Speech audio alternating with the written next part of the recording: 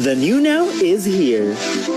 You need an out-of-the-box user-friendly platform that will help you transition smoothly to the new normal. You need vSmart School. vSmart School is a one-stop teaching and learning online platform perfect for hybrid learning.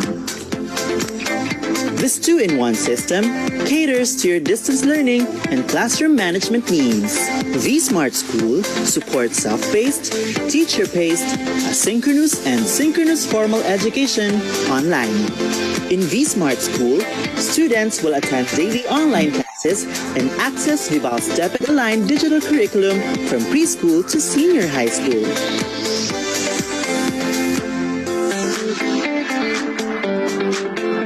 Need content for college? We have them too.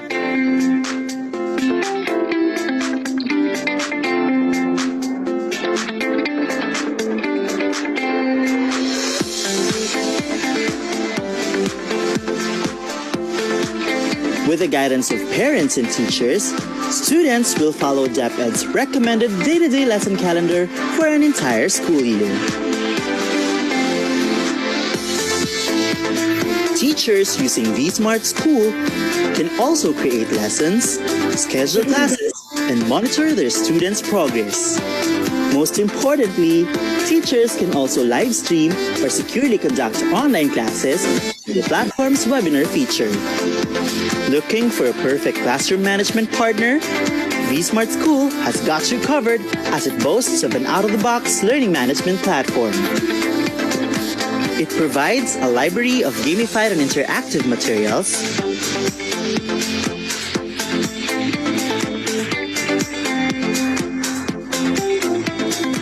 a lesson plan repository mapped to the curriculum,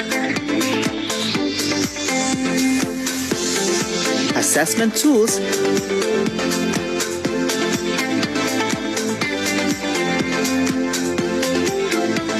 and ebooks that feature augmented reality technology. This LMS component of vSmart School is integrated with a learning record system.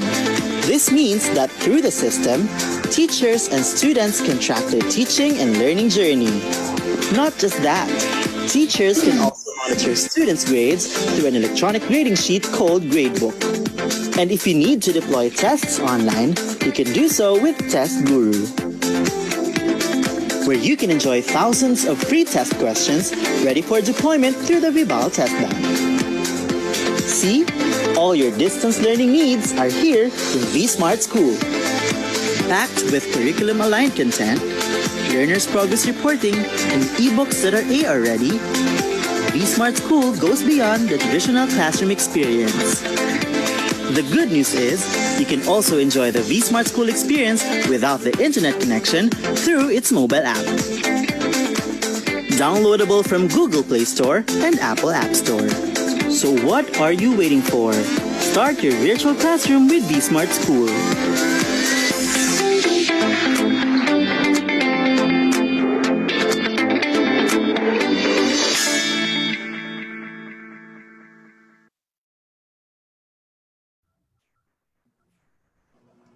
Good evening, Kavibal, and welcome to our Learn at Home learning session. For tonight's discussion, our topic would be on Learn at Home with Primary Levels, a collab task of teachers and parents. Before we begin, take note of the following reminders. Make sure you are registered to the webinar to have your e-certificate of participation. Visit certificate.vibalgroup.com to generate your proof of attendance. Place your questions on the comment box allotted during the session, and they will be addressed by our speaker later on. Share the video using hashtag LearnAsOnePH as our official hashtag to our Vibal webinars. Experience learning, Kavibal. And now, to proceed with our session this evening, it is my pleasure to introduce to you our distinguished speaker. Our speaker is a graduate of Bachelor in Secondary Education, major in English at the University of Luzon in 2004. She obtained her Master of Arts major in Educational Management degree at the University of Rizal System. She recently completed all academic requirements for her doctorate degree in Educational Management at the Marikina Polytechnic College and is just waiting for the final oral defense. Our speaker has been teaching for more than a decade. In more than 10 years in the teaching profession, she has achieved several awards such as Well-Loved Teacher for 2019 and Numero Unong Guro, which was given last March 2016. She has been active in research, both local and international. Lastly, she is currently the head teacher of the English department of Bagong Nayon 2 National High School and is a part of the school-based management team and research management team. My dear educators, let us all welcome our speaker for tonight, Miss Desi Garcia. Okay, a pleasant evening to everyone and welcome once again to Vibal Group. I would like to say thank you, Ma'am Kia, for the introduction of my background together with Ma'am Sandy, Sir Dave, and Ma'am Mildred, together with Ma'am Michelle. A pleasant good evening to everyone. And I would like to shout out first my Bagong Nayon 2 National High School family. Good evening po, headed by our principal, Mr. Ronaldo Ayata. And once again, good evening, Kavibal. And this is actually my second time. Okay, I hope that you are going to learn something again with Learning at Home okay, for our primary level students. Of course, with a collab of our teachers and our dear parents. Okay, to start with, Ma'am Kia, can I have please the PowerPoint? Okay, so again, we learn as one. Next, Ma'am. Okay, so again, you can have my Facebook account, Desi Garcia, for you to have any queries or questions, okay, later on. Next, Ma'am. Okay, so again, our title for today is about Learn at Home with Primary Levels, okay, a collab test of teachers and parents. Okay, so firstly, of course, when you say primary levels, these are actually from kinder to grade 6. And of course, we're going to have a little background of the weekly plans of teachers in collaboration with our dear parents in this new normal. Okay, so to start with, let's have the first slide, ma'am. Okay, let's have the flow of our session for tonight. Although it's raining cats and dogs, I hope that you are listening and watching and enjoying our session for today. Okay, so our first, the flow of the session will be one, primary education and homeschooling.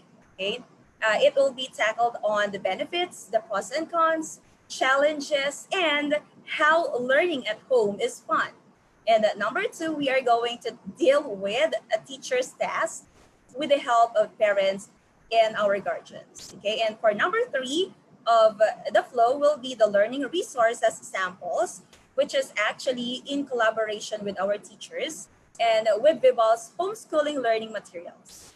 And lastly, we are going to have the ICE or the ICE. Okay, next slide, ma'am. Okay, firstly, we're going to define what is a primary education. Okay, so primary education is typically the first stage of formal education, coming after preschool and before secondary school. Okay, so right now in the Department of Education, we have kinder, right, as the start, and then as a primary education, we end up with grade 6. Okay, next month.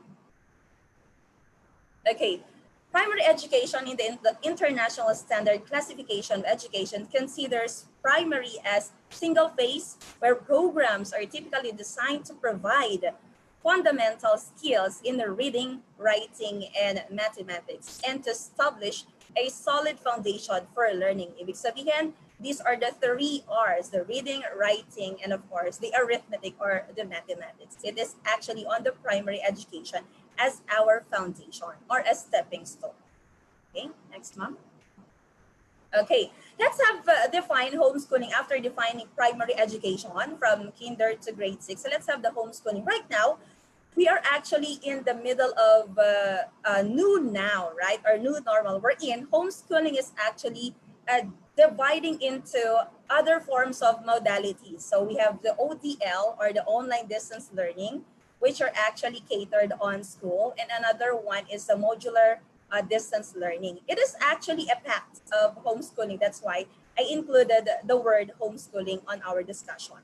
Okay, so homeschooling is actually known as home education, okay, the education for children at home, okay, which is actually a typical, okay, yung pinaka-latest ngayon dahil nga sa ating COVID-19 pandemic. That's why schools are actually closed right now, and they have some delivery of modalities like homeschooling, ODL, or MDL.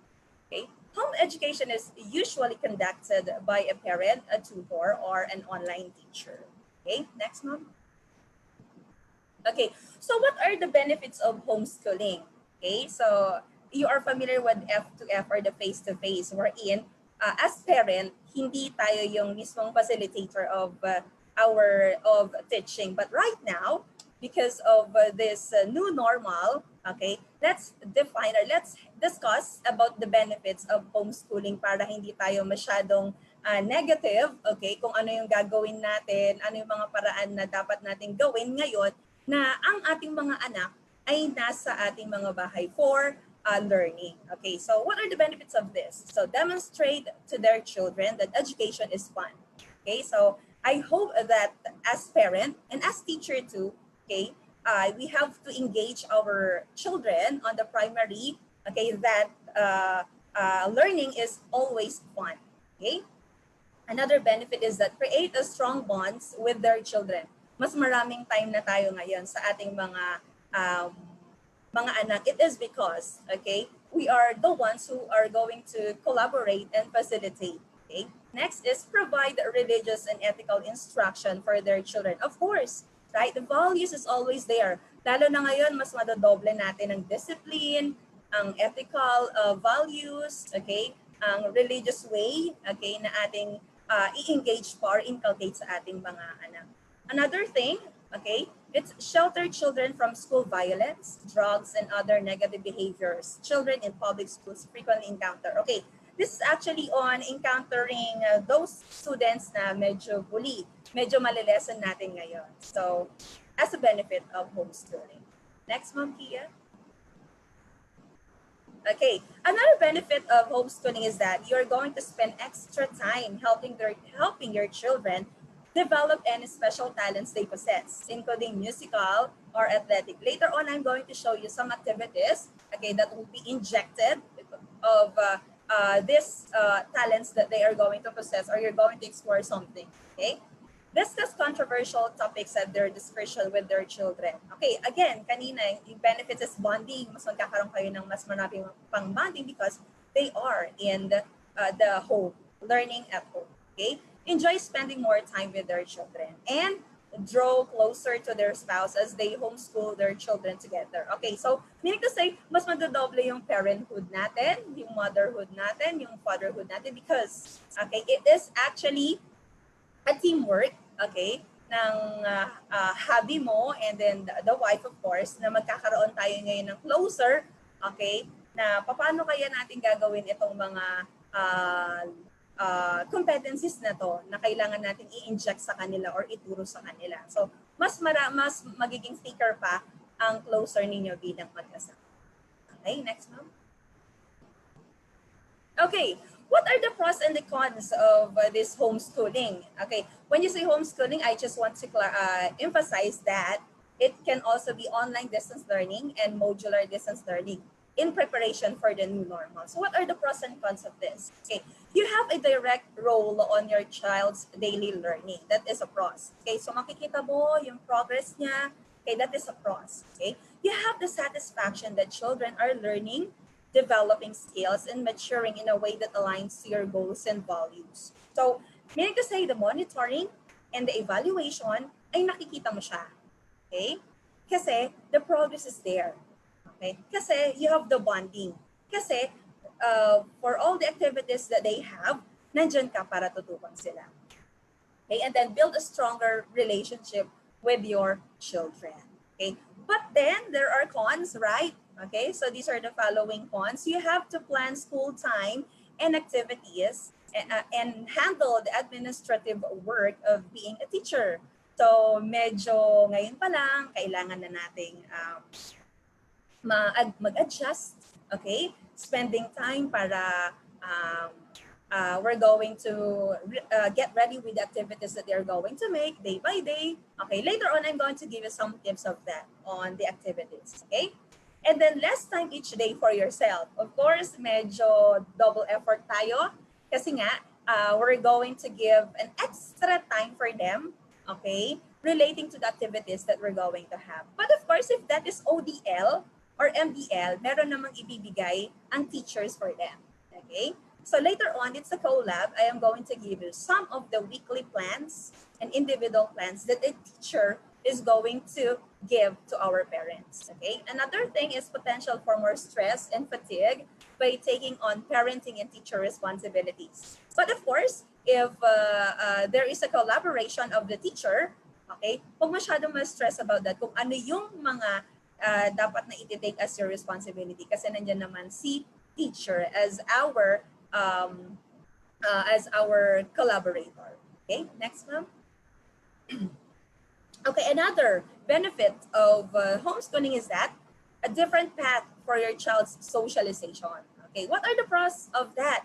Okay, less ridicule and social pressures that reduce self-esteem and discourage learning. Kasi kayo nga lang yung nakakakita sa kanya or the other peers or mga pinsan niya or sisters, medyo nalilesen yung kanyang discouragement, right? Or yung negativity kasi medyo nadi-decrease yung socialization. That's why yung self-esteem niya, kasi naniniwala kayo sa kanya, okay, ay mabubuks. Okay? No bullying. That's why sinabi ko rin kanina yung sa giving some verbals na hindi maganda, so malilesen natin in terms of homeschooling. Next, greater exposure to more adults through field trips and other activities. Okay? And then next, connection to other homeschoolers of varying ages and skill levels. This one naman, medyo hindi siya typical in terms of ODL and MDL kasi nandiyan naman si teacher for them to facilitate. Okay? Next one is a real life skill building is stronger in home-based learning. Why? Later on, I am going to give you some activities that is actually a real life skill building. Okay? What are the cons? Okay? Pero wag masyadong negative about this. It is only an adjustment as parent. Okay? Some kids who were homeschooled recall having a smaller circle of friends. Okay? That's why right now, ang tawag nila, when I attend one seminar, ang tawag daw nila yung generation ngayon ng mga primary levels ay home generation. Okay? Just like my two sons na hindi na masyadong umaalis ng bahay because their friends are actually on the virtual meetings. So, medyo nalilesen talaga yung kanilang circle of friends kasi nakikita nila yung mga tao or nagkakaroon sila ng friends saan? Sa kanilang games, sa mobile games, or sa Roblox. Okay. So, but eventually, I hope so na yung socialization pa rin nila ay nade-develop pa rin.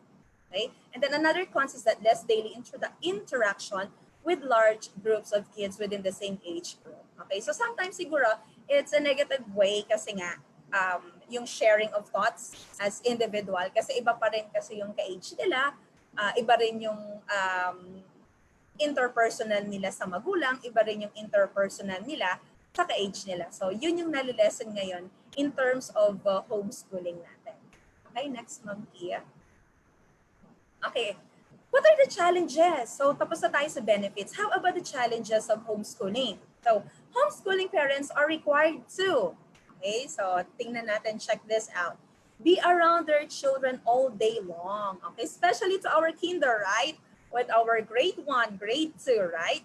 This can be difficult when the children become restless and misbehave. Okay, so later on, I'm going to discuss some tantrums or some kakulitan na kailangan natin na i-observe, okay, in terms of pagbibigyan na natin sila ng learning activity sheets. Okay, so challenge yun sa atin, paano makikinig sa atin ng ating mga anak. Okay, next, another challenge is that frequently explain their reasons for homeschooling their children to friends and relatives unsympathetic or confused about their decision. Okay, this is actually on homeschooling per se. But if the delivery of modality is ODL and MDL, medyo hindi siya challenge actually. Okay? And then restrain anger and remain patient when the children struggle with learning. Okay? So sabi nga nila in a certain quote, patience is a virtue of life. So it's a challenge for us na paano sila gagawa ng mga learning activity sheets, paano sila magbabasa ng mga readings, paano sila magsasolve ng mathematics. So, sinasabi ko na sa inyo, dear parents, isa itong challenging role. Okay? Next po. Ma'am Kia. Okay. Next, another challenge is that constantly adapt to be effective teachers, right? Sabi ko nga sa inyo, if this kinder, grade 1, grade 2, grade 3, kailangan natin talaga establish ang ating rules and regulations in terms of giving, okay, our activities to them, okay, our learning activity sheets na ibibigay sa kanila. Dapat ay consistent tayo and we have sustainability, okay? Constantly motivate their children. Alam niyo naman ang nanay, di ba, paulit-ulit tayo ng sinasabi, so be very patient. Okay, paulit-ulit, araw-araw, ito yung gagawin mo within this day. Okay, ito yung dapat mong gawin within this hour. Okay? Speak with other people homeschooling their children to get ideas about solving difficult problems if they're unsure about the best course of action. Actually, okay, this is actually on the homeschooling naman. And again, I am going to reiterate, okay, pwede kayo, if that is ODL or MBL, pwede naman po na with the help of our internal stakeholders of the school or our dear teachers, advisors, or subject teachers, okay? And then another challenge is that spend time reviewing numerous curriculum programs up to their standards and best suiting their children's learning needs. Okay, actually, as a mother, medyo dito ako nakaka-challenge ito in terms of mathematics, right? Kailangan ay alam natin kung ano yung mga basic kasi they are on the primary levels. Kailangan mong ituro sa kanila ngayon because it's a new normal. So ngayon pa lang, okay, kailangan na nating mag-internet, mag-Google, or use Vibal references, activity sheets, na pwede nyo siyang i-inject at pag-aralan. Okay? Next po. Okay, let's have the activities that I am referring a while ago. This is actually learn at home is fun. Okay, bakit ko sinabi ito? These are the activities that incorporate speaking, listening, reading, and writing, math, music, science, art, and are parent-friendly. Okay, of course, last time I talked about the parts of the module wherein it is actually the content. Okay, ngayon naman, ang gusto kong i-emphasize is the activities that are engaging na sa tingin ninyo ay mag-i-enjoy yung bata na parang hindi siya nag-aaral. Siya ay naglalaro. Okay, so what are these things that will be incorporated on speaking, listening, reading, and writing together with math, music, science, art, and are parent-friendly? So, next ma'am. Okay, so let's have this one. As you can see, take a look on the picture. Okay, it's a Rubik's Cube. Learn at home with Rubik's Cube. Okay, so pwede nyo itong gawin as a tip sa bahay. So, unang-una, sa amin kasi, just to share you my experience, kasi hindi ko rin talaga siya alam. It's more on the mathematics kasi siya. So, ang kasama lagi niya ay si Daddy. Okay? So, basically, ang ginawa nila firstly, nanood muna sila ng YouTube. Okay, as a tip, okay, para ma-inject natin yung learning. Okay, nanood muna sila ng YouTube using the how to make easy as Rubik's Cube, and then ano yung mga steps. Okay, so and then after that, here comes, nakakabuo ka na dahan-dahan ng Rubik's Cube. Okay, so what will be the benefit of this Rubik's Cube? Ano yung kanilang, ano ang mangyayari ng development or growth ng isang bata? Okay, physically, it improves your reflexes as you keep solving it. Okay, just having your fingers dexterity, yung pabilisan, yung readiness, right? And agility. Why agility? Dexterity and agility. Kasi may time siya. Nagbibigay kami ng time kung ilan yung naano niya for the first time, and then record it for the second time kung na-beat ba niya or it takes long pa. So, meron na siyang agility and dexterity with that. It improves your hand-eye coordination kasi meron siyang mga technique na dapat na gawin. For mental development, okay, it has been found that engaging your brain in mental activities like solving puzzles, cognitive games can help keep the mind sharp in old age. Okay? So when you get old, really old, and your friends have faded into obscurity, you can still be sharp because you fed the right things to your brain. Okay, that's an advantage, right? A few of mental benefits are problem-solving skills, which is actually one of the 21st century skills of our primary level students. Optimization, reframing problems, okay, breaking multiple tasks into easy steps, and it also teaches you life lessons like perseverance, di ba? Hanggang kailan kaya natin isa-solve na pare-pareho yung mga followers, right? Patience, right? Okay, and then the ability to focus and concentration. Okay, another activity. Next, mom, that I am going to share it with you is that, okay, to develop the skills of our students is clay play. Are you familiar with this? It's a clay play. Okay, so you can see, take a look at the pictures. May mga lagayan din sila, right? May mga tools sila. Okay, may mga molders sila ng clay. And that one, yung gray one, is Atom. And then the other one is actually coming from the movie. Okay, na ginawa din nila or binuo nila. Okay? Next, Ma'am Kia. Okay. What are the benefits of clay play? Okay, developmental growth or manipulating, squeezing, okay, pulling, pushing. Okay, a piece of clay helps develop the child's large and small muscles. It improves dexterity again. Okay, by molding, right, yung kanilang development. Okay. Next, fosters eye-hand coordination, just like the Rubik's Cube. Okay, it also builds the child's ability to focus, builds attention span. Okay, mathematically, okay, it fosters beginning pattern making, just like in molding. Okay, kung ano yung mga gusto nilang ano. Another 21st century skills that they have is creativity, wherein they are going to be the one who squeeze, who pull, who mold the clay. Okay, tactical experience of size and weight differences, right? They're going to compare kung tama ba yung gawa nila doon sa kanilang model. Okay? Literacy growth, it builds vocabulary, right? Kung meron siyang description doon sa ginagawa nilang clay, okay, it pound, pinch, roll, flatten, poke, tear, squeeze, coil, stretch, squash, okay, twist, and bend. So these are the words that actually on the literacy growth. And creative story telling with clay pieces. Just like just like the one that I have a while ago, yung kay Atom, okay, there's actually a movie, okay? Sa akin kasi, just to share, when they created that, a clay play created ng mga bata, or mga ano po, rather, pinaintindi ko sa kanila, or I asked them some WH questions. So, ano ngayon yung meron dyan sa clay na yan?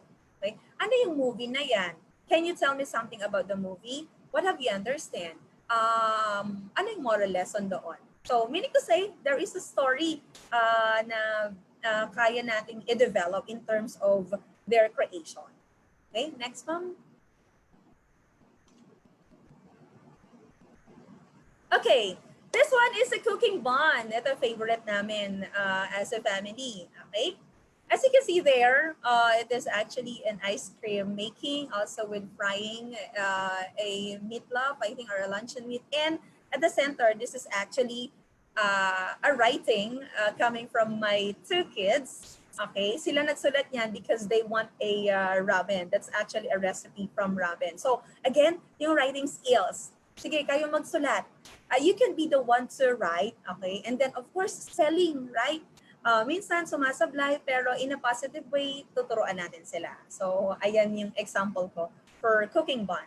Okay? What are the benefits of this cooking bun? Okay, next ma'am. Ayan.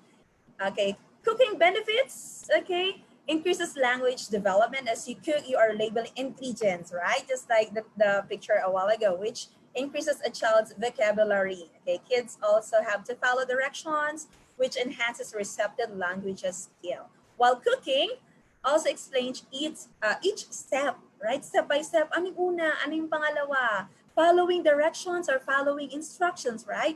And have your child describe what they are doing for even greater language development, right? Communication, isn't it? So, ano yung mauuna, ano yung pangalawa? Okay, take a look on the time.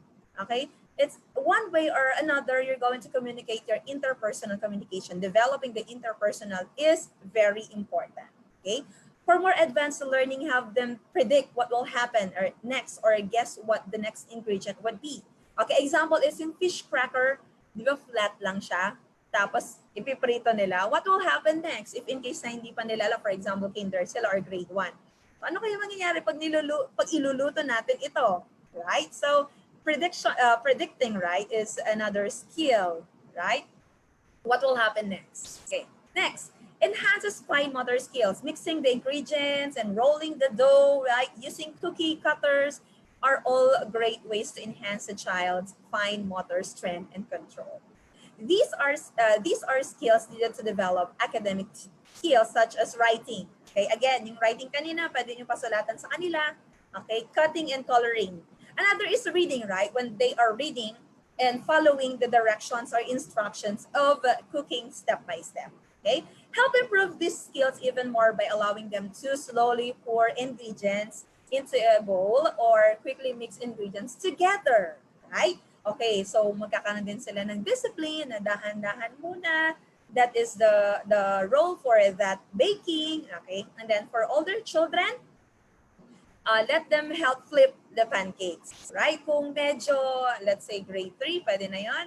Okay, they can control now by flipping the pancake. Okay, next, ma'am. Okay, another benefit is increases math ability. This is more on the primary levels, grade 5, 6. Okay, cooking involves a great deal of measurement. Kids will learn various measurements such as cups, teaspoons, and tablespoons, right? Measuring cups. This is usually on baking. Okay, they will also understand fractions as well as utilize addition and subtraction skills. If you ask any math teacher, they will tell you to cook with your kids to help enhance basic math skills. So, as you can see, kung 1/4 lang ba, yung ilalagay nilang butter, okay, kung 1 teaspoon lang ba, yung ilalagay nilang honey, okay. And then improves reading skills. Okay, sinabi ko na to kanina sa inyo. When cooking with your children, have them read the recipes, okay? For the younger kids, start with the numbers such as 2, cups of flour and 4 tablespoons of butter. Okay. For older kids, have them read each step, then follow the directions. So again, so 2 cups of flour, maybe on kinder, grade 1, 2, and 3. Okay. And then for the steps of direction, maybe on grade 4, 5, and 6. Okay. This also helps enhance reading comprehension. So cooking involves a great deal of science. Kids learn what happened when certain ingredients are mixed. Okay, just like in color, okay, mixing the colors, as well as what happens when they are measuring are incorrect. Okay, preferably on baking pag nagkamali sila. Okay, next one. Okay, another benefit of cooking is increases focus and attention. Okay, right? Kasi habang sila nagluluto, kailangan nandun na sila. Okay, when it is baking, kailangan i-prepare nila yung mga ingredients. When it is frying, kailangan nandun sila. Okay. When cooking, kids need to stay focused and pay attention to each detail or the recipe will not be completed correctly, right? So, kailangan kumpletuhin mo na yung mga ingredients. Let them do that, okay? In cooking class, okay, basically on grade 4 po yun to grade 6. In a cooking class, if a student misses a first step, the final product will not turn out correctly, okay? Kids learn quickly that they have to pay attention if they want to eat that brownie or cookie at the end. So again, yung discipline is there. Another thing is focus and the responsibility, okay, to pay attention and to follow the instruction carefully para alam nila yung mga consequences later on pag hindi nila sinunod. Okay? Encourages family bonding. Okay? This is I love most. Pag may mga kinikrave yung aking mga anak, talagang pinipicturean ko siya, I post it, okay, and the entire family is enjoying it because it is actually one of the ways na kailangan natin i-develop yung bonding natin in terms of craving. So, yun yung one way or another na ginagawa natin. Make it a routine to cook. Maybe Sunday, pwede na yan. Dinner together with each week or turn Friday night into make your own pizza night. Ayan, di ba? Gusto-gusto ng mga bata yan ngayon. Yung generation ngayon, pizza delivery. Okay, yung gusto-gusto nila, baking, brownies, and cookies. You can also play your own version of chops. Okay? Cooking together as a family brings everyone together and creates a bonding experience. Okay? Next one. Okay, another one is just play. Okay, so you can see there, may self-learning materials sila pero time out muna, mag-just muna ang mag-ama. Okay, what are the benefits of this? Next, ma'am. Okay, just playing benefits are as follows. Improves concentration and memory. Case studies conducted by the University of Memphis have found that children who play chess significantly improve their visual memory, attention span, and spatial reasoning ability. All important factors for success in school. Okay? So, ibig sabihin, napakaganda pong laro ang chess. Okay. Another one is enhances math and reading. The need to focus on problem solving and process of thinking through move variables are important traits that help improve children's math skills. So, what are the tactics or the strategies na gagawin nila so that hindi sila matatalo, right? In addition, studies have shown that because chess requires children to use cognitive processes such as decoding, analysis, thinking, and comprehension, all skills required for reading. So it's not basically math lang siya, but it's on reading focus too. Okay, chess playing kids greatly improve their reading skills over non-playing kids. That is according to a research. Okay, next one. Okay, another thing, when you are playing a chess, it helps develop logic, critical thinking, and creativity. And another, dear parents, critical thinking and creativity is another focus on the 21st century skills of our learners. So again, kanina aning sinabi ko, communication is one way, collaboration is another one, okay? Logical reasoning is one, another thing is critical thinking and creativity. Okay, again, playing chess requires a lot of if-then, logical analysis, and what-if scenarios, di ba? So, mag-iisip muna sila bago sila gagalaw ng isang when they are playing. Okay? All necessary ingredients for developing logical and critical thinking. In addition, studies shows that chess boosts creativity most dramatically in originality. Okay? Researchers attributed this boost to the process of imagining all the possible move alternatives, which trains the mind to play with possibilities, the cornerstone of original thinking. Another is encourages and rewards hard work. Okay, playing chess provides immediate feedback, loss your focus, loss of peace, study the game and practice, and win more games.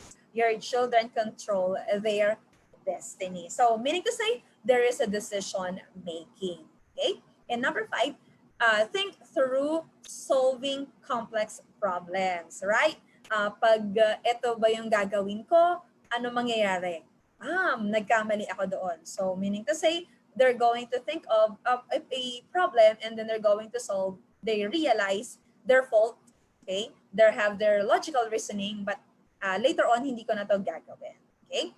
Chess helps kids learn and practice thinking through and finding solutions to complex problems. Okay, next ma'am.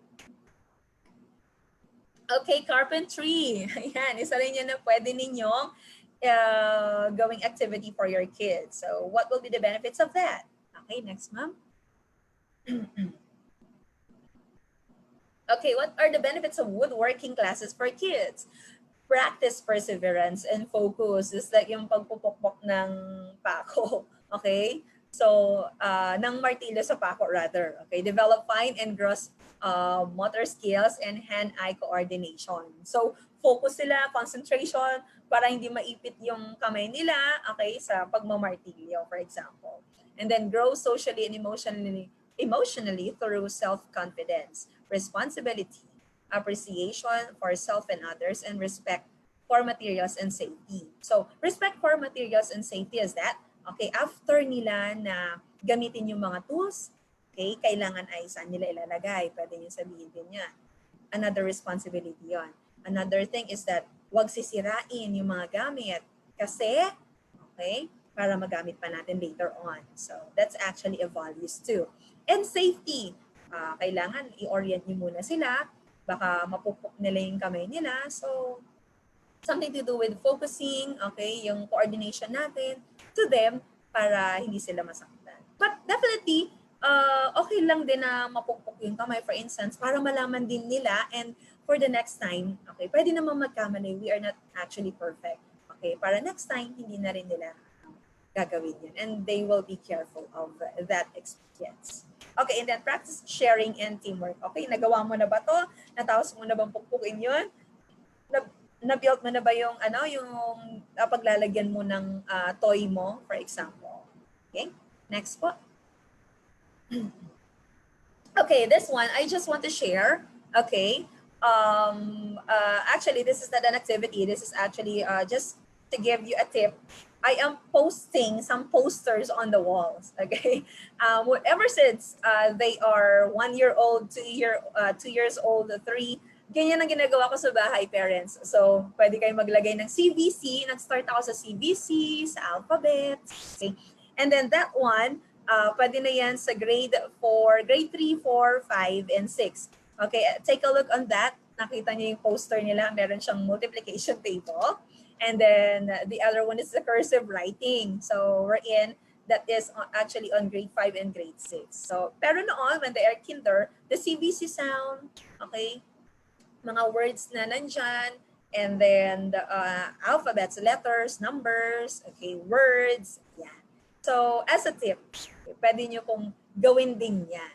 Okay? And another one is that wag nyo silang pagalitan kung sila nagsusulat sa wall. Let them. Pero later on, pag medyo malaki-laki na sila, tsaka nyo ipaintindi sa kanila. Kasi writing yun writing development ng bata yun. But later on, establish nyo yung discipline na pag medyo malaki-laki na sila, grade 3, 4, and 5 na wag dumihan na yung wall. They can use bond paper, a notebook, okay? When they are coloring, okay, pwede nyo silang i-provide. Okay? Kaya medyo malinis na yung wall namin dyan. Pero dati, hindi. Hindi siya malinis. Madumi kasi nga, we let them talaga to write kahit saan nila gusto. Basta lang ma-develop yung kanilang writing skills sa pag-hold pa lang ng lapis or ball pen or colored pencil, Crayola, etc. Okay, next po, ma'am. Okay, this one, I let them write. Okay, to-do list, hindi ko rin alam, na-shock din ako. Pero mula na grade 3 sila, 3, 4, and 5, sharing my experience as a mother, gumagawa talaga ako ng listahan kung anong gagawin ng mga anak ko. From in a normal hindi yung ngayon na ODL, MDL, and homeschooling. So I post it, meron kaming blackboard, okay, meron kaming whiteboard or sa ref, nagpo-post ako, and then suddenly, as a surprise, pwede niyong gawin ito kasi sila na mismo yung gagawa. Okay, take a look on the middle na calendar. Sa calendar kasi, may calendar kami sa room, may calendar din kami sa dining, sa labas. Okay, nilalagay ko yung mga exams nila. That's actually started grade 1, 2, 3, mga ganyan. And then suddenly, in my surprise, talagang sila na mismo yung gagawa. If you establish that, sila mismo yung gagawa. They're going to have to-do list like all tumblers should be filled. Ayan, yung mga sulat nila yan. Ayan, cursive na yung writing nila actually for the first image. And then the second one, yung exam. Ayan, may nakalagay na exam nila. So as you can see, pag na-establish nyo talaga sa kanila yung discipline na kailangan ay within this week, hindi kayo pwede muna maglaro. Mag-review muna kayo, and then they will be the one para magsulat. Sila mismo yung nagsulat yan. And then the other one, just to share also, is yung rules and regulations nila when they are playing tablets or playing a computer. Meron din silang ruling. But consistent dapat tayo. Minsan, okay, dahil tayo hindi perfect at busy din tayo, minsan din talagang kailangan i-sustain mo yung discipline sa kanila. Okay, next ma'am. Okay, this one is actually a kopong-kopong activity. Okay, I think you are familiar with this, a tic-tac-toe, right? Okay, yan. Ginagawa din namin yan as part of learning at home. Okay, so what are the benefits of this tic-tac-toe? Next, ma'am. Okay, yan. It helps children apply their logic and develop strategy at an early age. It prepares children for more complex games because they have to think of multiple things at one time. Okay? So, ayan, kahit kopong-kopong siya na activity or the ancient games that we have, tic-tac-toe helps develop coordination, okay, fine motor skills, and visual skills. Okay? And it helps children learn how to follow rules and take turns. Okay? Next, ma'am. Ayan, play instrument. Okay? So whatever instrument is that, you can have that as learning at home, and learning is actually fun. Okay, what are the benefits of this? Next, ma'am.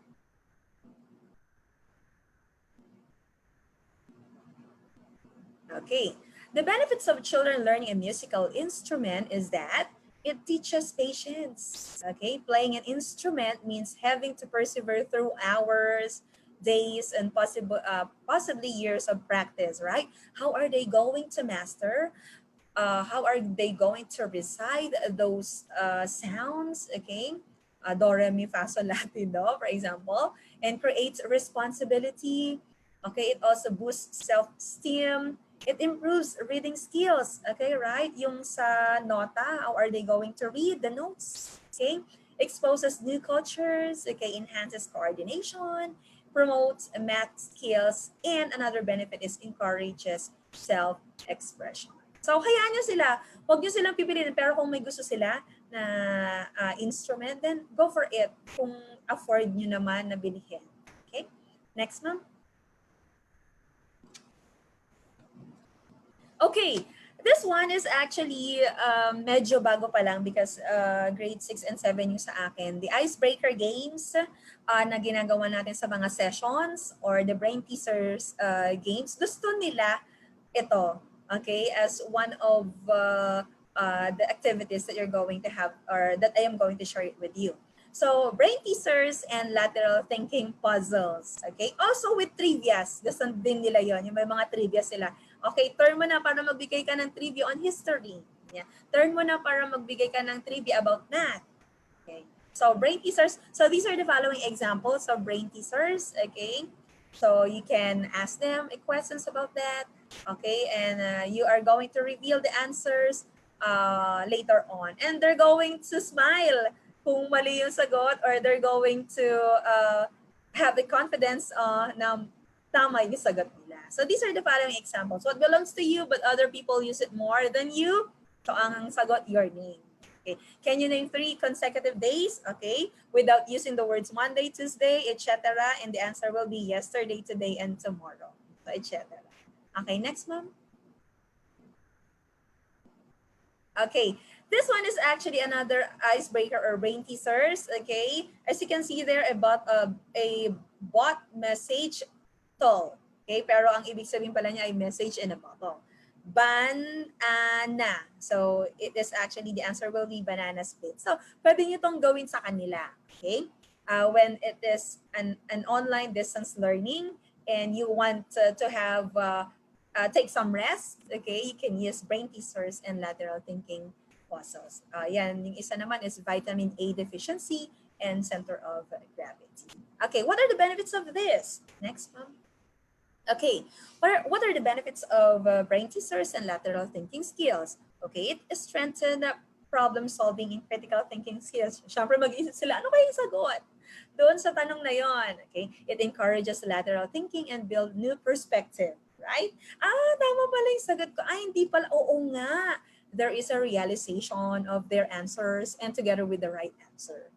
Improve cognitive abilities like memory and processing speed. How they think, how they perceive, right, on the answers that they are authoring. Okay?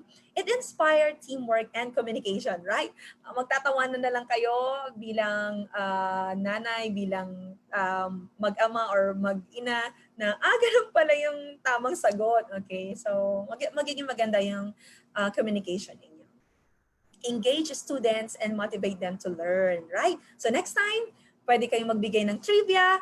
Okay. So, pwede ko kayong bigyan ng reward. Okay? Pag nasagot ninyo yung trivia na yan. Okay? Next, provide necessary breaks from homeschooling classwork. Okay? So, meaning to say, after a lot of learning activity sheets, a lot of quizzes, formative tests na binigay ng kanilang teacher, and then there will be times na talaga magpapahinga po sila. And doing brain teasers, icebreakers is one of which na magiging fun ang ating homeschooling. Okay? Or learning at home. Next, ma'am. Okay. How about this one? This is actually the tantrums. In-include ko lang siya. So basically, naisip ko rin, sabi ko, include ko nga ito kasi we're not perfect, right? Wala namang perfect na family. Parenthood is a struggle sometimes. Okay? Parenthood is important. Kailangan nyo mag-usap bilang mag-asawa. What are the responsibilities? What are the consistent discipline? How can you sustain your discipline at home, yung values ninyo, paano yung inculcate sa kanila. So tantrums plus kulit, right? So sometimes you have to identify if that is a tantrums, medyo negative yon.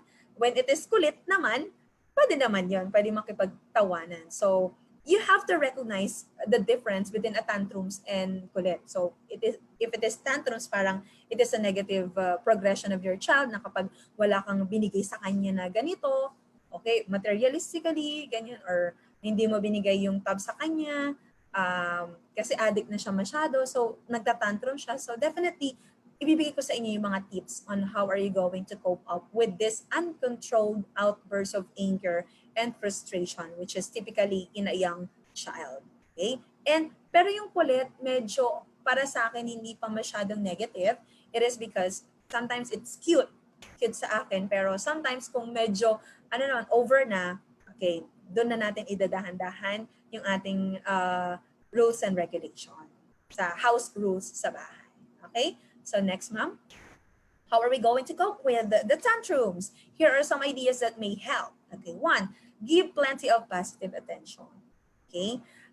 Minsan, because we're not perfect, nasisigawan natin sila. Pero wag naman all the time laging sigaw yung dapat natin na panakot sa kanila. Give a positive attention means giving positive words. Okay? You can also have some Bible verses as stories, moral lessons na pwede nyo punan sa Bible stories. Okay? Try to give kids some control over little things. Hayaan nyo muna sila. Minsan ako, nung they are grade 1, may nagsabi din sa akin, admittedly, para akong robot or para akong helicopter parent. So sabi ko, kailangan medyo i-control ko yung sarili ko over little things. Kailangan may decision making din sila. Kailangan may matutunan din sila that they have to make their own decision para they are going to look up for the consequences. Okay? They're going to realize that they are wrong. Okay, help kids learn new skills and succeed. Okay, exploration, that is actually exploration. Doing those activities, yung clay, okay, yung slime, okay, when they're having the glue na kung ano man yun na pwede nilang i-mold on and then they're going to touch it, okay? It's a new skills, okay? Lego, yung play a Lego, they're going to make some things na i-create nila, pwede rin yun, okay? And number 4, consider the request carefully when your child wants something. Okay, so this is actually the intrinsic at saka extrinsic motivation to them or rewards to them. So basically, pwede nyo silang bigyan ng materials, toys, pero not necessarily na lagi nyo silang bigyan ng mga gusto nila. Kailangan meron at meron pa rin limitations of the things na nire-request po nila. Okay? Huwag ibibigay lahat sa kanila. And value.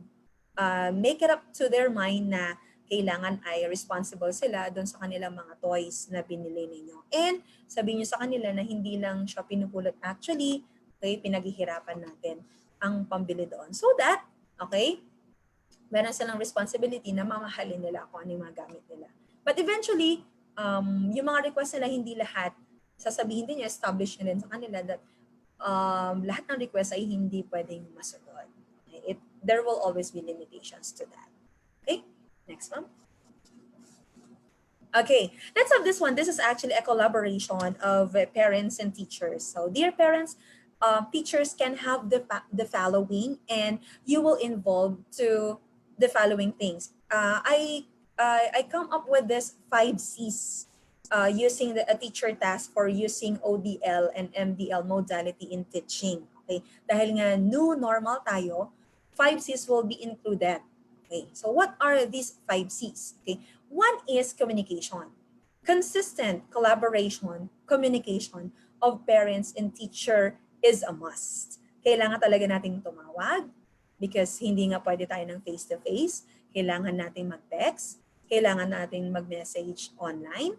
Kailangan natin makipag-communicate to them, lalong-lalo na if hindi natin alam yung mga lessons na itatakal natin sa ating mga anak or ifa-facilitate sa ating mga anak. Okay.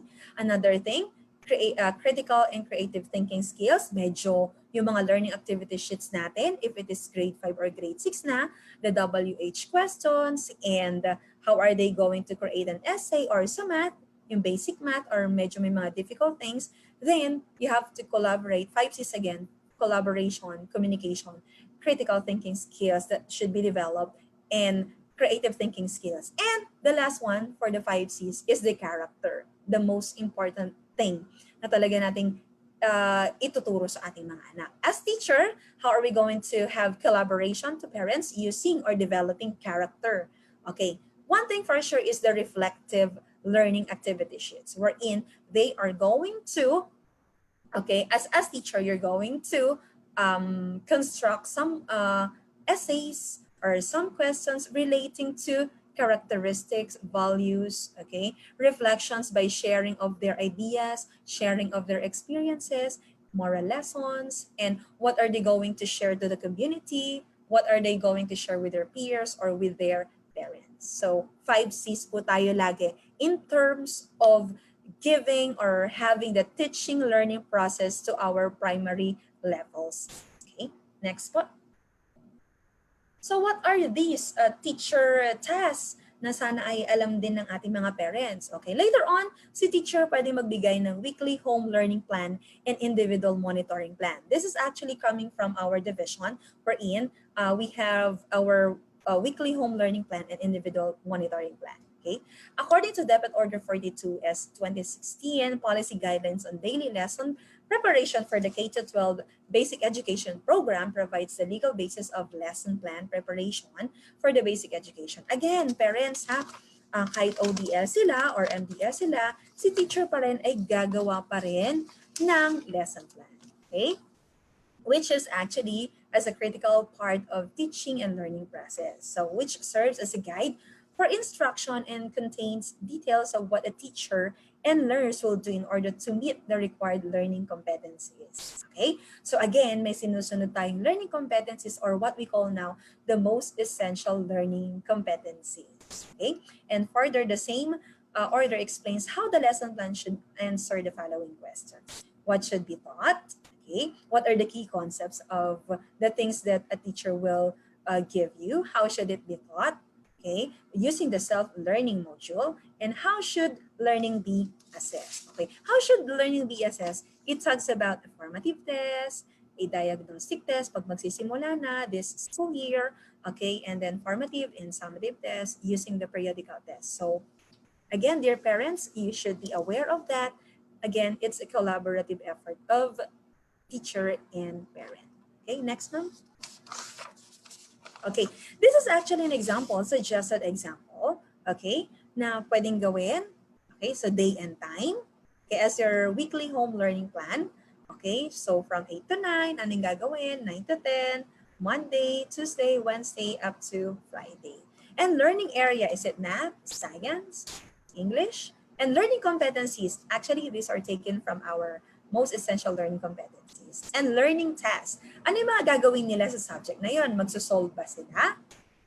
Mag-identify ba sila ng mga sentences? Okay, in English. And the mode of delivery, kung online ba, pinasok ninyo yung anak ninyo or modular distance learning. Okay, so that will be the mode of delivery. Okay, next ma'am. Okay. So this will be the discussion of that. The weekly home learning plan shall be communicated through the parents for the referencing guidance. Copies of the plans for the entire first quarter may be distributed to parents during the first PTA meeting before the start of the school year. They shall be given comprehensive and clear orientation of the school about the contents, okay, anong nilalaman ng kanilang self-learning materials, the purpose, okay, and the use of the learning plan by their children. So, ano nga ba yung matututunan nila doon? Nandun lahat yun sa weekly home learning plan. Hence, it is highly encouraged that teachers shall have prepared a weekly home learning plan for the first quarter prior to the opening of classes. So again, assist muna natin, teachers, yung mga bata before giving tasks on the first week on the to this coming school year. Hindi agad-agad magbibigay ng weekly home learning plan. Okay? And for the succeeding quarters may be distributed in time for the quarterly homeroom meeting. Again, virtual yon kasi yung situation nga natin. It's a virtual homeroom meeting or PTA assembly. The same process shall be followed in terms of orientation about its contents, purpose, and use. Okay, next po. Ayan. So again, The weekly home learning plan shall aid teachers and parents in keeping track of the day-to-day in school and off-school general learning processes as they implement the most suitable and feasible alternative learning modality based on the context of their school. So again, ito yung parang magiging accomplishment for the week. Ito yung magiging schedule for the week na gagawin nila per learning area. It creates awareness among learners that they are responsible for what they learn. Okay? Na kailangan ay you're going to instill na there is a responsibility kahit na ito ay online distance learning or modular distance learning or TV broadcasting or radio broadcasting. Okay? Next, the weekly home learning plan shall be prepared. Okay? Okay, this one is the individual learning monitoring plan. Okay? So the first one is a weekly learning plan. This one naman is individual. What is the purpose of this? It shall be used by teachers and learning facilitators for learners who lag behind as shown by the results of their formative and summative assessment.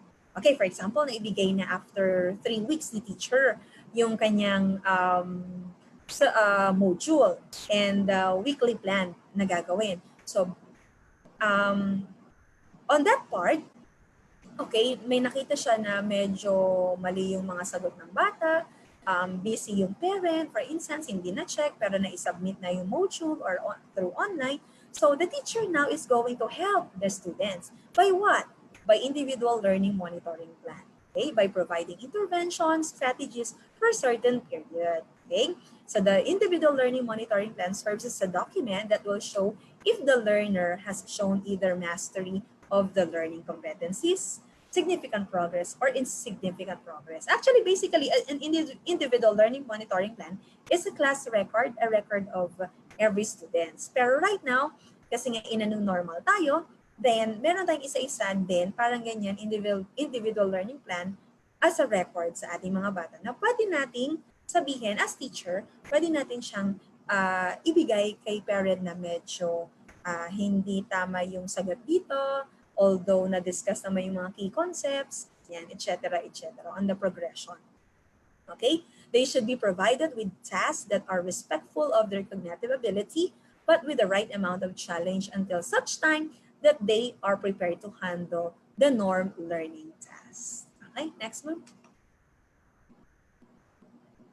Okay, this is actually an example. Suggested lang po ito, dear teachers and dear parents. So learner's name, okay, grade, learning area, learner's needs, intervention strategies provided, monitoring date, and learner's status. Kung significant ba?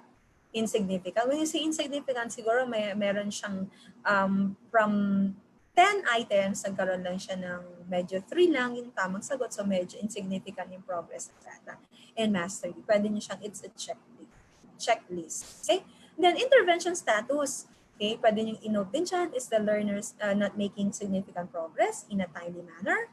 Hindi pa siya nakakapagpasa agad ng kanyang mga learning activity sheets answers? So intervention should be given. So monitoring, calling, okay, follow-up, okay, as a teacher. Okay, learning is making insignificant progress, continue with the learning plan, and learning as risked mastery of the competencies in learning plan. Okay, next one. Okay, so to help you more, so we are done with the collab task of teachers and parents using the individual plan and monitoring plan for our dear primary levels. You can have also search on the following learning resources. What are these learning resources? These are the activity sheets for enrichment. Kung sa tingin ninyo ay yun yung significant yung kanilang progress, you can search on some enrichment activities. Type on sa Google, ayan, kung ano yung mga activities na pwede nyo pang i-inject sa ating primary levels learners. Okay, formative and support to daily lesson plan for teachers, pwede rin po itong gamitin. Based on the ongoing inventory of the Year of Learning resources of printed, digital, offline, and online materials and educational videos, DepEd presently has the following. So ito yung mga learning resources na pwedeng ibigay sa inyo. So what are these? Next, ma'am. Okay, next po. Okay, so sa private sector, meron silang Globe e-Library. You can search on that, which provides students and educators with free and quick access to digital storybooks and e-learning videos. So it can help to Bury Books, okay? Frontliners contains the e-lessons and e-quizzes for English, Filipino, mathematics, science, and social studies. So dear teachers and parents, you can search on that. Meron silang textbooks, meron din silang ADM modules, educational TV, open the educational resources, activity sheets, worksheets, lesson exemplar, and assessment tools. So it will be a big help for teachers and parents. Next, ma'am. Another thing is our DepEd LR portal kung kayo ay nasa DepEd. Okay, you can use that contains quality assured materials that can be printed for use in home-based activities. Also with DepEd Commons currently being populated with interactive ebooks that provide weekly lessons for use in home-based activities, which is actually learning resources na meron siyang lesson plan integrated with MG and lesson exemplars. Okay, next, ma'am. Okay, now what Vibal can offer you with this homeschooling, with this ODL and MDL? So they can also have the Vibal Modular Distance Learning, which offers a set of teaching and learning materials, or their SLM, which is actually modules aligned also with the DepEd's modular framework. And then it is called SLA, Supplemental Reading Materials also is there with parents, teachers, guides. Hindi na rin kayo mahihirapan. And of course, take a look on the infographics. Okay, tingnan natin ito. Be it digital or printed modules in major subjects. Okay, next, ma'am. Okay, so these are the following things on the SLM that they can offer you, my dear parents. So we have the objectives. Okay, we have the self-learning modules. Okay, next, ma'am. Okay, also they have the module descriptions there. Meron na din silang let us start. Meron din silang mga text boxes to encourage learners. Guide from parents also is there. Okay, next, ma'am. Also, they have also let us learn as their activity, giving the concepts, say key concepts, which is actually aligned with our most essential learning competencies, and activities which focus on critical and thinking activities. Okay, next, ma'am.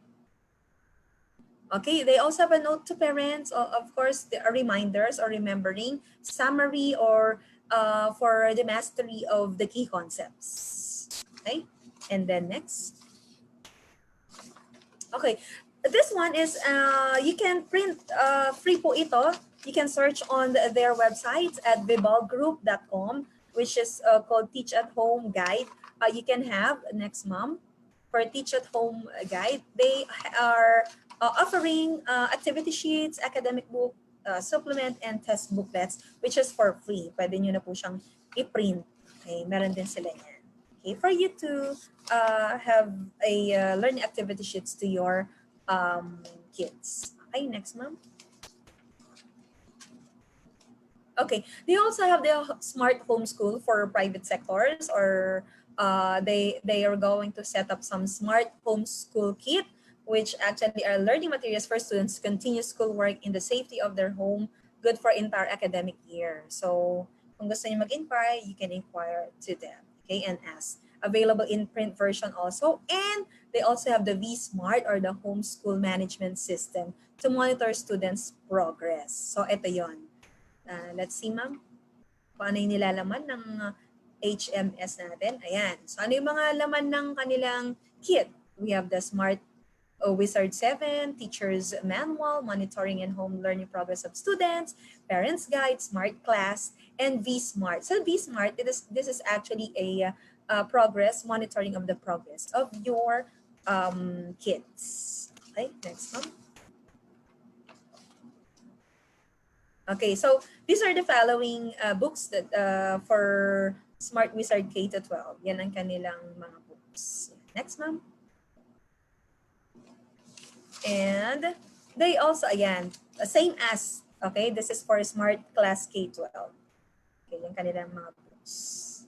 So, Smart Class Math, Science, and Filipino po. Next po.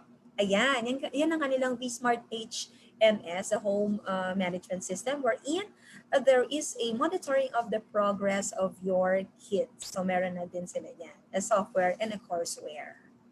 Okay, next mom. Ayan.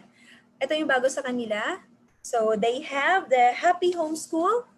Ayan. Calling parents of independent informal homeschoolers or learners. Okay, independently kung gusto nyo meron silang homeschooling. Okay, you can inquire on Vibal's Happy Homeschool Program for SY 2020. Combining academic subjects and interest-based learning, Happy Homeschool offers a full-service curriculum and non-academic programs for independent homeschoolers while retaining the flexible and open nature of independent homeschooling. So check them out to their website at happyhomeschool.ph to learn more about their Happy Homeschool and independent homeschooling. Okay, sa July 12 actually yung kanilang but you can inquire to them for homeschool program. Okay, next ma'am.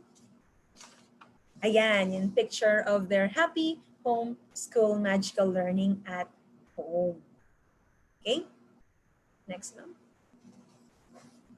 Okay, so again, you can take a picture of their e-marketing at Vibal.group website, also with the Vibal group, with their Facebook, Twitter, and Instagram account. Okay, next one. Okay, these are the following references of my topic for today. And to end up our discussion for today, next ma'am, is actually from Father Jerry Orbos. Okay, don't play the game of ice. Okay, so dear parents, this is actually the values that I am going to share with you coming from Father Jerry Orbos. So I, which stands for imposters or imposing something. So it's not all the time you're going to impose to your children so ang gagawin nila. Oh, ito gawin mo to. Oh, dapat ito tapos mo na. Oh, ito dapat ganito, ganyan. Okay, let them establish first the discipline to them, the responsibilities that they're going to have. Do not impose everything to them. Huwag yung laging, ito yung gagawin mo, ito yung tama, ito, ay mali yan, dapat ganito ka. Kasi when you impose something, para kang impostor, right? Para kang laging nagbibigay ng idea mo na lang lagi, yung nasusunod. Okay, so don't play the game of I. Okay? Para let them have their responsibilities, have their decision making. Another thing is, don't play the game of C or control. Of course, kailangan let them spread their wings, right? Okay, parang sa isang sisiw lang, kung ang iyong kung meron kang dalang sisiw sa kamay mo, okay, kailangan ay wag masyadong higpitan kasi mamamatay, right? Okay. Wag din masyadong luwagan kasi pwedeng lumipad siya.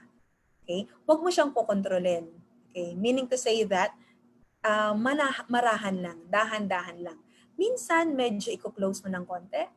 Minsan medyo i-spread mo or i-open mo ng konti.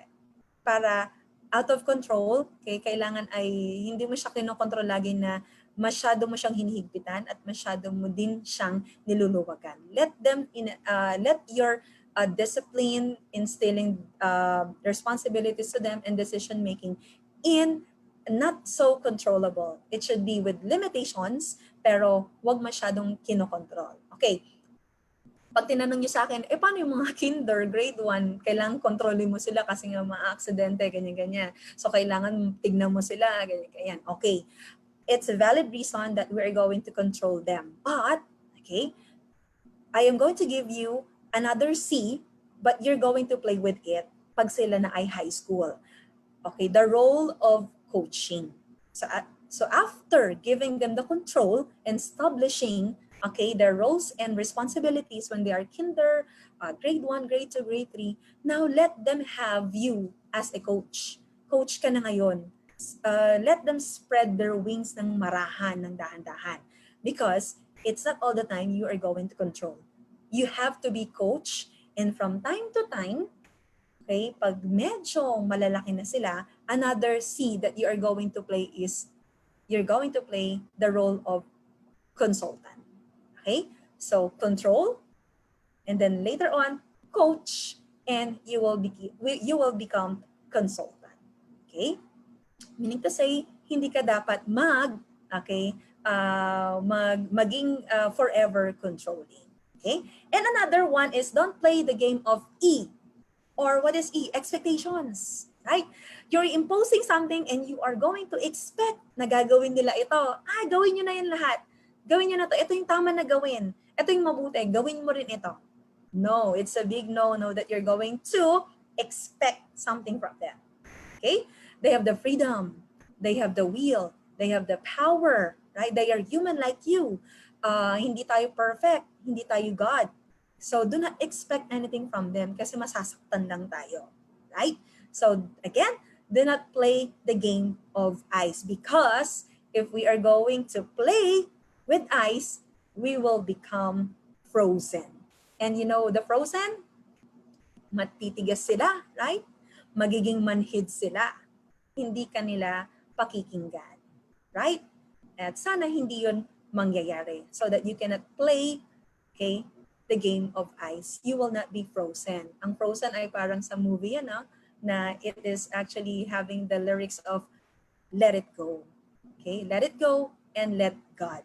Okay, parang sa kanta rin, if we're going to combine, let it go, speaking words of wisdom, let it go, right? It's a combination of a song. So from Frozen, let it go, okay? Because speaking words of wisdom, there is a word coming from God, and trust our Lord on the development of our primary level students or our children. Okay? So next, ma'am.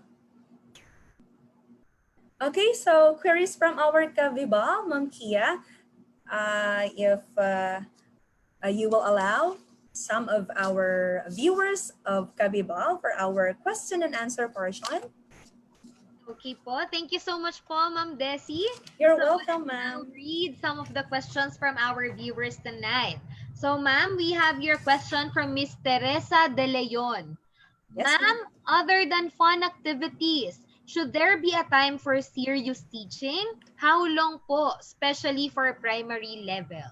Okay, that's a very good question, right? Of course, it's not only learning as fun. Of course, we have to learn the content, right?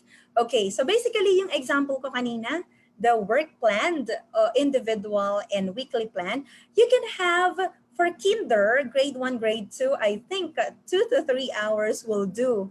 Wag masyadong matagal. But if that is for grade 4, 5, and 6, they can have 6 hours a time for content. Okay, yung learning activities that they have, the key concepts, they can have that just like on a formal schooling, face-to-face schooling, they have 6 hours in the classroom, then you can also have that. Okay. But of course, there will be break, just like on the face-to-face teaching learning process. Kailangan meron silang 20 minutes break for merienda time, for snack time, and another for lunch time. Yan, 1 hour. Huwag yung tuloy-tuloy na 6 hours siya para hindi naman masyadong mabigat sa kanila. But of course, in kinder, medyo dahan-dahan natin yan, 2 hours to 3 hours will do of the content. Okay? So, para meron pa rin tayong curriculum based on the most essential learning competencies. Yan. Hopefully, sana nasagot ko, ma'am. Thank you for the question. Okay po, Ma'am Desi, thank you po. Next question is from Sir Leo Salcedo. Ma'am, do you suggest using rewards and punishment or rewards only for the kids of today? Okay. We are avoiding punishment, right? More on the positive outlook, okay? Rewards, of course. Motivations, of course, right? After answering some activity sheets, after finishing an accomplishment of their assignment, then you can give them a reward, just like playing, okay? Lalo na ngayon on a digital age, mas gusto nila yung maglaro ng tab. Then you can have, okay, because you are finished or you are done with that, I am going to give you now 30 minutes break as a reward. Kasi gusto nila yung sa mga anak ko, gusto nila maglaro sa tablet or sa iPad. So, ang bilis nilang sumagot, pero may monitoring dapat kung tama yung mga sagot nila. And then after which, motivation yan na gagawa sila. And then later, meron silang reward na magtatab sila. Punishment, siguro, not actually a punishment na kailangan araw-araw ay instill mo sa kanila na nagagalit ka kasi hindi nila ginagawa ito. Positive outlook lagi, magbibigay ng stories about life na kapag hindi ka nag-aaral, ganito ang mangyayari sa'yo. Try to look for movies, pwede rin yon as a tip. Pwede silang manood ng isang movie na inculcating education. Okay, tignan mo yan anak. Okay? Tignan mo yung story na yan, di ba? Pag nag-aaral siya, pag nakinig ka sa teacher po, pag gumawa ka ng mga activities, pag graduate ka, ito yung mangyayari sa iyo. So, hindi siya actually punishment, no? It's more on the positive side. Ibibigay mo sa kanya yung mga consequences using your interpersonal communication, heart-to-heart talk, yung gagawin mo na, anak, ito yung mangyayari sa movie na yan, ganyan mangyayari kung. So, just a sort of positive attitude, not a punishment. Okay? Next one. Thank you, Sir Leo, for the question. I hope I answered it right. Okay. Okay po, Yes. Ma'am Desi. Then for our last question for tonight, this is from Miss Frances Lin. Ma'am, is it good to let them watch educational videos? Or is it better for parents to teach? Hirap po kasi kami as parents na hindi eduk majors. Yeah, that's a very good suggestion also that you are going to watch educational activities or educational content ng kanilang pinapanood. Sa akin, okay, just to share also, that's a very good suggestion, Ma'am Frances. Nung sila ay kinder, grade 1, grade 2, I have this nursery rhymes with brain lessons activities na DVD pa noon. Okay, DVD siya or VCD. In-inject ko siya para manood sila ng mga phonics, okay, ng mga videos referring to academic. So, maganda po iyon, Ma'am Frances. Ayan, kung kayo hindi naman eduk, sabi ko nga kanina, kasi nga wala kayong background into facilitator, okay, pwede niyo namang i-ask a teacher. Basically, may mga seminars sa tayo ng mga teachers ngayon in terms of ODL and MDL, and I think equipped po sila para turuan yung mga bata. Again, 5 C's pa rin tayo. So we have communication to them, sa teacher. It's a collab. Communication sa magulang or sa teacher rather, kung may question. Collaboration to them. Critical thinking skills at abilities. Yun ang pinaka critical and creative. Yun yung pinakamahirap na gawain ng magulang as facilitator. So again, communication sa ating teacher. Mom, may problema sa ganito kasi math, hindi ko masyadong ano. So, pwede yun. Another thing, you can search on some educational videos sa online. Okay? On Vival, meron din sila. So, you can have that. Okay? As a enrichment activities, supplemental activities to your kids po. Thank you, Ma'am Frances, for the question. Okay po, Ma'am Desi, thank you so much po for addressing the questions from our viewers tonight. Ma'am, before we finally end our session, do you have any final words or reminders for our viewers po? Yeah, I have, Ma'am Kia, for the next slide. Okay. Ayan. So, dear parents and dear teachers, of course, as parent, be patient. The best way to teach kids is to make it fun, okay, positively. So every child learns at his or her own pace. So always remember the single most important thing you can do is to make it enjoyable. By enjoying the bond regularly, mixing things up with activities you choose, and letting your child pick out their own decision to do something. So you'll establish shared responsibility. It's a shared responsibility, hindi mo lang responsibility. Responsibility din ng anak mo dahil kinabukasan niya yun. On loving learning, of course, and living learning at the same time. Okay? So, good luck, dear parents, for our school year for this new normal. And I hope na nakatulong po ito as another tip for you. Thank you so much. Thank you, Ma'am Kia.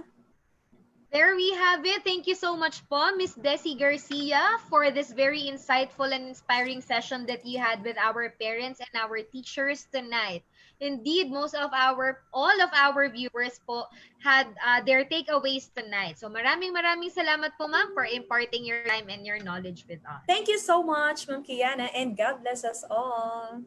Okay po, ma'am. Then, of course, to all our Kavibal viewers, thank you as well for your continuous patronage to our Vibal learning sessions. We hope to see you for the rest of the week for our learning sessions here on Facebook and in YouTube. So, muli mga Kavibal, maraming salamat. God bless us all. Keep safe at magandang gabi sa ating lahat. Good night.